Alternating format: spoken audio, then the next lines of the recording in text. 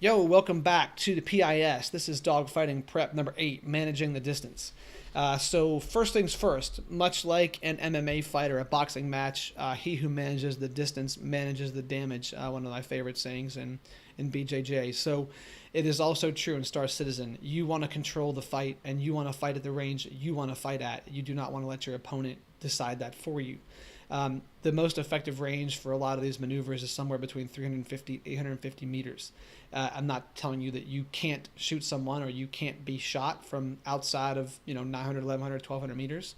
I'm just telling you that it becomes incrementally difficult for both of you at that point for various reasons. So whoever is more stationary is dealing with the whole space turret syndrome, and whoever is more mobile is dealing with the dancing pip syndrome. So when you separate the fight out to about 1,000 meters, it becomes really difficult for both pilots. However, there are some people like myself or Red Rum, some of the guys on our org, or Jolly, that will pick you apart at about 1,000 meters. They're just extremely accurate with that long-range deflection shot. So what you don't want to do is allow them to have that amount of space to kind of deal damage as they see fit. So we're going to initiate a little bit of front and back rocking maneuver here as part of our overall toolbox. So we're going to slide in and out, forward and back, forward and back, forward and back, alternating all the time. And what we're doing here is we're unsettling the opponent. So we want to put them into a state of not really knowing what we're doing. I don't want them to think that I'm diving. I don't want them to think that I'm retreating. I want them to kind of not know.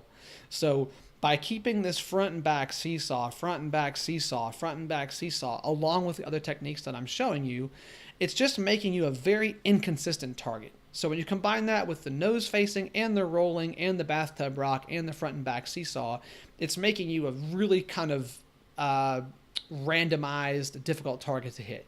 So on top of that, let's cover a few things. If you have a guy that wants to hang out at 1,000 meters, what do? Absolutely, you dive in on him. You never let the opponent control the distance.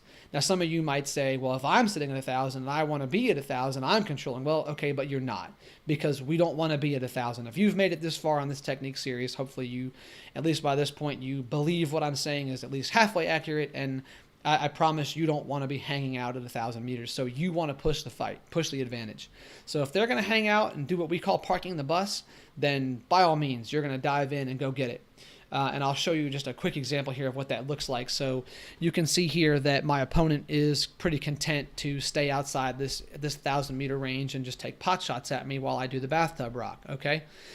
This is not going to work for various reasons. The main reason is this takes too much time, and it really is just dumb luck because we're just trying to see who has a slightly more accurate pip. And I don't want to see who has a more accurate pip. I want to press my advantage and use my skill set to end this engagement. So what I'm going to do here is I'm going to do a little bit of bathtub rock, and I'm going to push in as I'm doing the rock. So I'm going to add a little bit of afterburner in, and I'm going to dive in on him, and I'm going to close the distance, and you can see almost immediately he has to go into some sort of evasive maneuver depending on what the pilot is and what their skill set is. He's going to do something other than what he was doing before, and then you kind of have to react accordingly, which we're going to cover in kind of the wrap-up. But so this is the managing the distance part. If they want to stay out, they want to stay wide 1,000 meters, go get them. If they want to get in your face, this is where it's slightly different. If the bad guy is willing to commit a lot of momentum to get up close to you, you should be a judo player and use that momentum against them, because you are doing the front and back rock, which means you're not carrying a lot of momentum, which means you don't have to do a lot to stop. So as they dive on you, use the bathtub rock, pick a side, roll out, turn over, kind of get your nose facing set, and you've already gained the advantage. From here, you're going to go back to using the techniques you've already learned. But again, so if they're kind of hanging out wide, you can go get them. If they really want to get in your face, you should use that momentum against them and use the fact that you're relatively speaking stationary, and kind of flip their momentum to your advantage and make them wind up in a bad spot. So overall, there's two things to managing the distance. You want to keep the fight at the range you want to fight at, somewhere between 350 and 850, and you don't want to let the opponent control the engagement. If they want to stay in one place or the other, you need to react accordingly. And again, this is just a basic overview. We're going to try to hit some of this a little harder in the final wrap-up where we put it all together into a dogfight. See you soon.